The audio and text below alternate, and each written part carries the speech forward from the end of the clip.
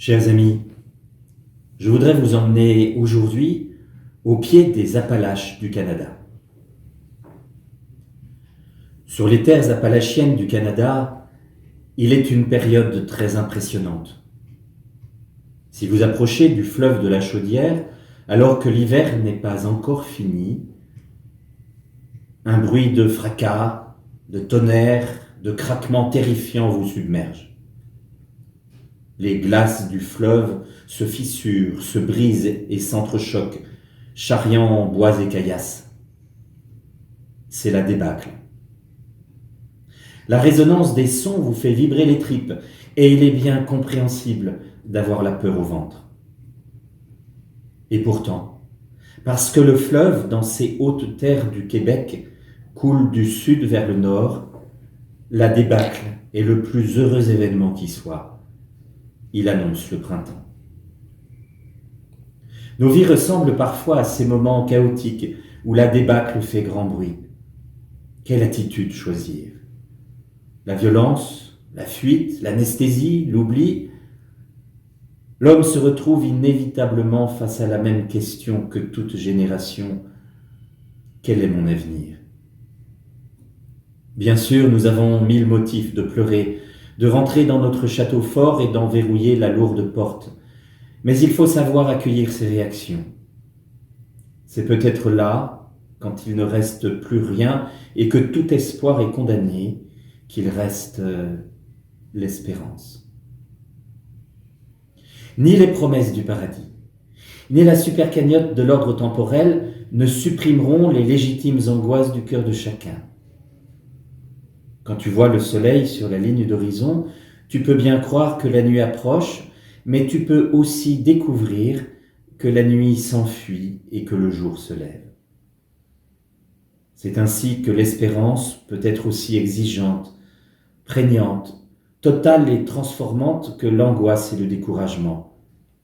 Mais pour le chrétien, la moindre parcelle de vie est déjà la manifestation de la victoire du Christ, qui n'agit pas sur le mal comme un contrepoids positif, mais comme une rencontre libératrice. La découverte du Seigneur n'est pas une réponse au mal. C'est l'effective entrée dans la communion de vie qui ne supprime pas les blessures, mais les transfigure. Pourquoi avons-nous si peu d'espérance ? La pente naturelle de l'homme dans l'adversité est celle des larmes, des plaintes et des gémissements, et nous trouvons là peut-être plus de confort que dans la démarche de l'espérance qui demande d'avoir le courage de se lever et d'aller au combat. L'espérance n'est pas défensive, mais offensive. L'espérance n'est pas une mollesse dans l'attente d'une hypothétique monde meilleur. Contrairement à ce que beaucoup croient, l'espérance n'a rien à voir avec l'optimisme qui, se mettant la tête sous l'aile, répète en boucle que ça ira mieux demain. Positiver, comme on le dit si couramment, peut être aussi une façon de ne pas voir la réalité en face. Une façon de dire qu'il est trop compliqué de faire face au malheur. L'expérience nous a appris que le masque qui est censé protéger notre bonheur étouffe toujours notre cri. Non, ça n'ira pas forcément mieux demain. Mais la présence transformante, parce qu'aimante et vraie, de ce Dieu en qui amour et lumière ne font qu'un, me rejoindra par l'irruption de sa grâce, accueillie par mon désir et ma bonne volonté. L'espérance est difficile. Elle demande dans l'acte de foi de tendre vers le Christ qui me semble si lointain et qui pourtant est si proche. Tendre vers la lumineuse tendresse de Dieu qui est tout à la fois non évidente et pourtant certaine.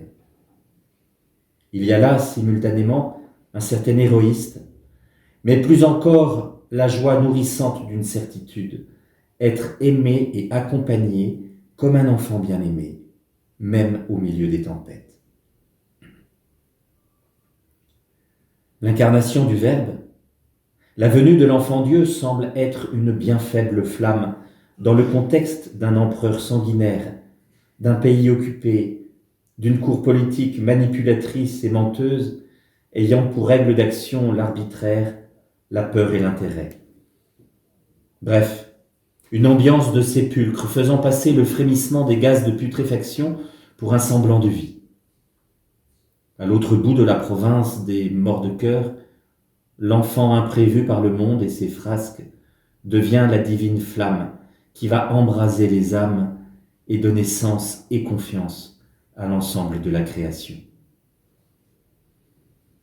La bienveillance de Dieu pour chacun se manifeste dans le don de son Fils.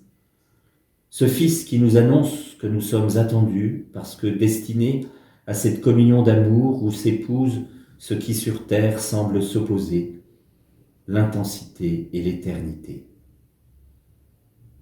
Le sage astronome comme le dernier des bergers, le fainéant de meunier comme l'esclave qui n'a point de repos, le prêtre, le préfet, le syndicaliste et tous les autres, dès lors qu'ils se tournent vers celui qu'ils osent appeler Créateur et Père, ou qu'ils sont capables de s'émerveiller devant une fleur sur un tas de fumier, brisent la chaîne de ce qui semble être la fatalité pour entrer dans l'espérance. Celle que donne la vie, celle qu'expérimente l'amour, celle qu'exige la vérité. Ainsi s'exprime la liberté de l'homme qui, fidèle à la fécondité de la croix, envisage non comme un possible, mais comme une gratuite nécessité, la manifestation de la divine gloire, bénédiction de la bienheureuse résurrection sur nos vies. Quelle distance, quel paradoxe entre le fétide de la mort et la pétillance de la résurrection. De notre côté, le nécessaire consentement du cœur et de l'intelligence qui s'ouvre à l'imprévu du tout autre. L'inconfort, la blessure, toutes sortes de violences nous font toucher les tonnerres de la débâcle. Par là même, nous rejoignons le peuple élu, le peuple d'Israël exilé, dépossédé, l'âme saignante et parfois même le corps pantelant. Nos interrogations sont celles d'Albert Camus, de Fiodor Dostoïevski, et le cri est celui du ghetto de Varsovie. Je veux croire que tu existes, mais pourquoi sommes-nous traités de la sorte? C'est la question de Job sur son tas de fumier, accompagné par sa femme qui l'invite à blasphémer et découragé par ses prétendus amis, et qui, avec bonne volonté et volonté d'opportune complaisance, parle avec des phrases toutes faites, ignorant la souffrance. Que reste-t-il quand il ne reste plus rien? Pourquoi une telle souffrance? Traduction qui pourrait être faite dans le langage quotidien par qu'ai-je donc fait au bon Dieu pour mériter ça? Pourquoi dans de ruines? Le cri de Job est comme l'écho prophétique des larmes de tout temps, des larmes de notre temps. Job semble même gueuler au monde que l'homme est meilleur que Dieu. Et pourtant, au cœur même de sa révolte, c'est bien la confiance qui anime le cœur de cet homme en désarroi. Oui, Job semble dire à Dieu avec toute la violence de son âme, « Je crois en toi, mais là, tu me déçois. Mais sache, Dieu, que cela ne m'empêchera pas de t'aimer de tout mon être. » Même cri sur les lèvres de sainte Thérèse de l'Enfant Jésus, je la cite. « Si vous saviez dans quelles ténèbres je suis plongé, il me semble qu'après cette vie mortelle, il n'y a plus rien. Tout a disparu pour moi, il ne me reste que l'amour. » Fin de citation.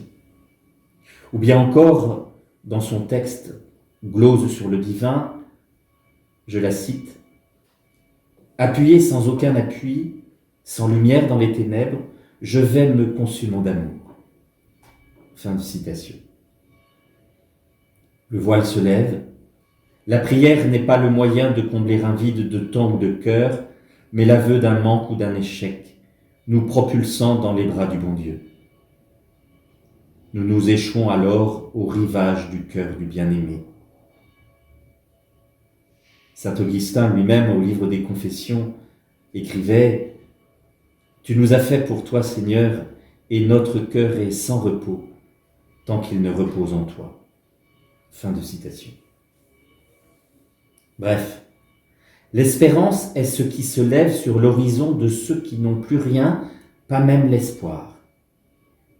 Quand l'homme est nu, quand ses mains sont vides, quand son cœur semble absent et son intelligence voilée, quand tout est impossible, tout est possible à Dieu pour moi. Et pour plagier la prière de saint François, là où sont les ténèbres, il peut y mettre la lumière, car il est la lumière. Là où il y a la haine et la discorde, il peut y mettre l'amour, car il est amour. Là où est la tourmente, il peut y mettre la paix, car il est la paix. Oui, l'espérance jaillit au cœur de la fragilité, au cœur de l'incomplétude. Irruption divine, commençant par nous faire vivre par anticipation et par grâce ce que Dieu est par nature.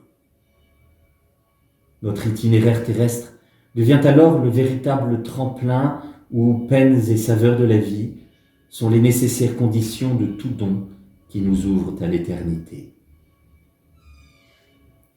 Job dresse contre Dieu tout un réquisitoire, l'accusant, lui qui devrait se comporter en père, de le traiter comme une raclure de clapier à destination du fumier.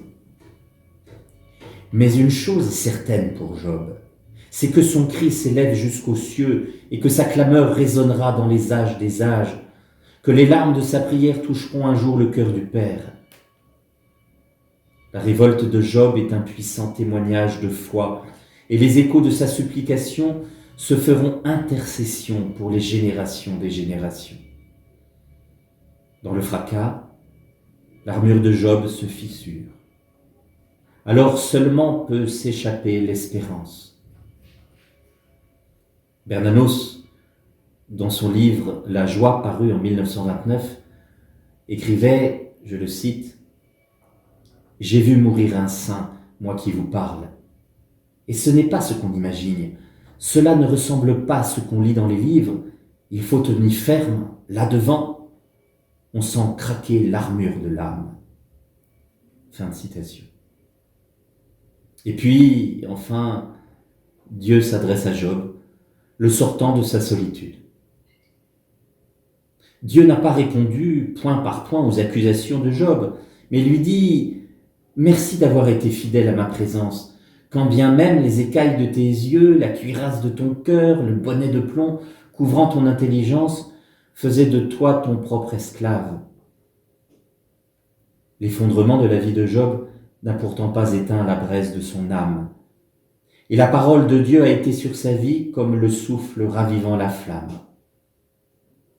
Son cri a été celui du psaume 80e, citation, « Montre-nous ta face et nous serons sauvés. » Fin de citation.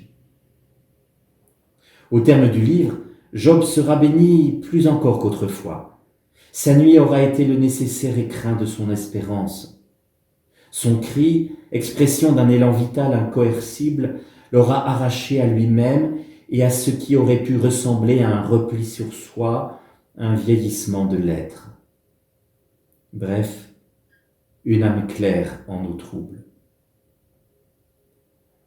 Le saint homme Job, cœur balafré et âme en bandoulière, nous enseigne qu'ayant persévéré dans la foi, c'est au fond du désespoir qu'a pu naître l'espérance.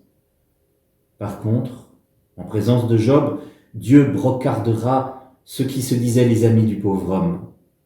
Il se voulait plus religieux que les religieux et élidait les scandales de la vie et les méandres de la foi dans des réponses simplistes, toutes faites, livresques, les empêchant, comme le notait Peggy, de mouiller à la grâce. Quant à Bernanos, je le reprends une fois de plus, il faisait part lors d'une conférence en 1945, citation, « Qui n'a pas vu la route à l'aube entre deux rangées d'arbres toutes fraîches, toutes vivantes, ne sait pas ce que c'est que l'espérance. L'espérance est une détermination héroïque de l'âme, et sa plus haute forme est le désespoir surmonté. Espérance qui sera porteuse de joie.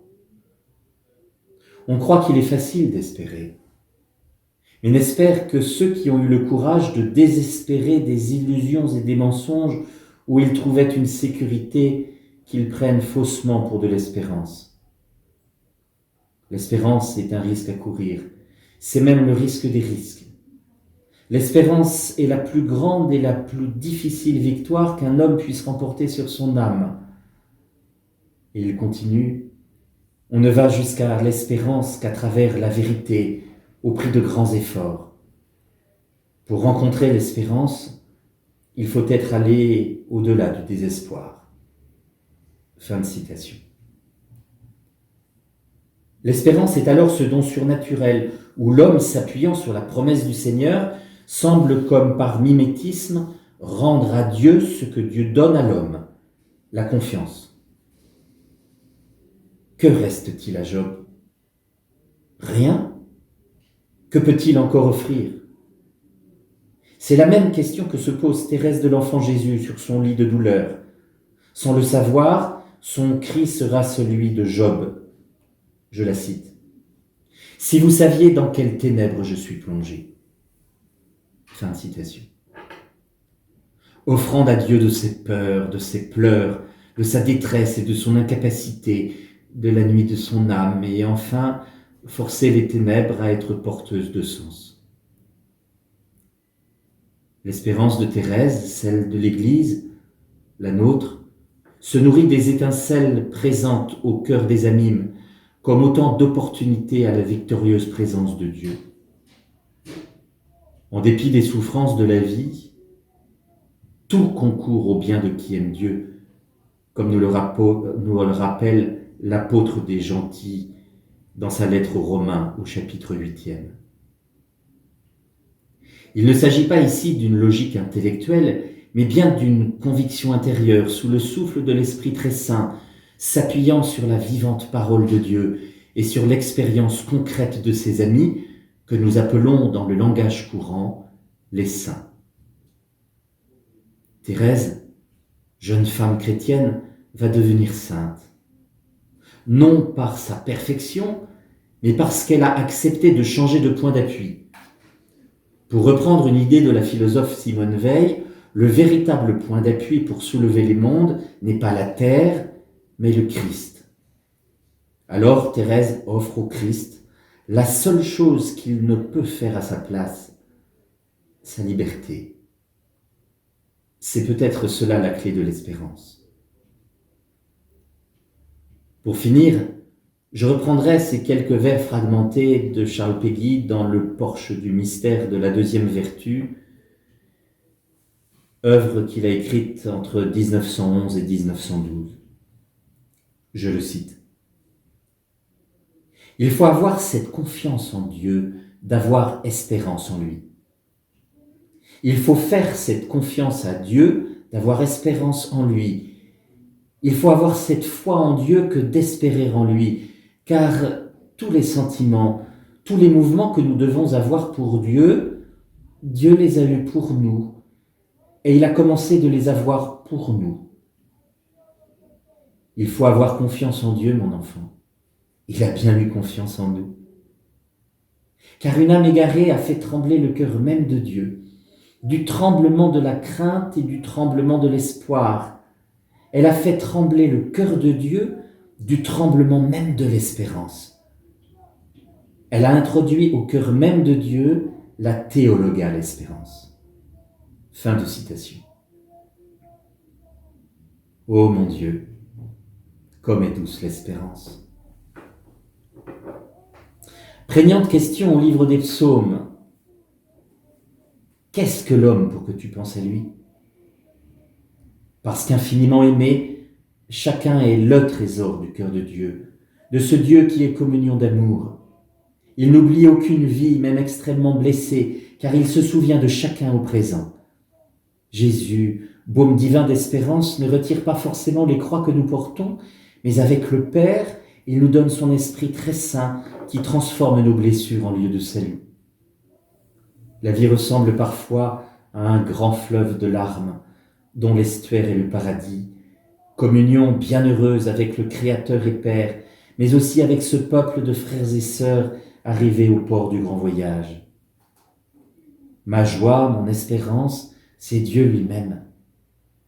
Par lui, avec lui et en lui, là où est ma blessure, là est ma guérison. Par lui, avec lui et en lui, là où est ta blessure, là est ta guérison. En nos mondes bouleversés, puissions-nous être témoins d'espérance par l'esprit de consolation, qui n'est pas une récompense, mais une plénitude. Esprit de consolation que nous recevons du Consolateur. Espérance qu'il nous faut prodiguer à ceux que nous croisons. Levons-nous, mettons-nous en marche. Quittons notre bon vieux divan pour le bon Dieu vivant et le service de nos frères. Oui, nous sommes héritiers pour être témoins. Ô Trinité bienheureuse, source et terme de notre espérance. Amen.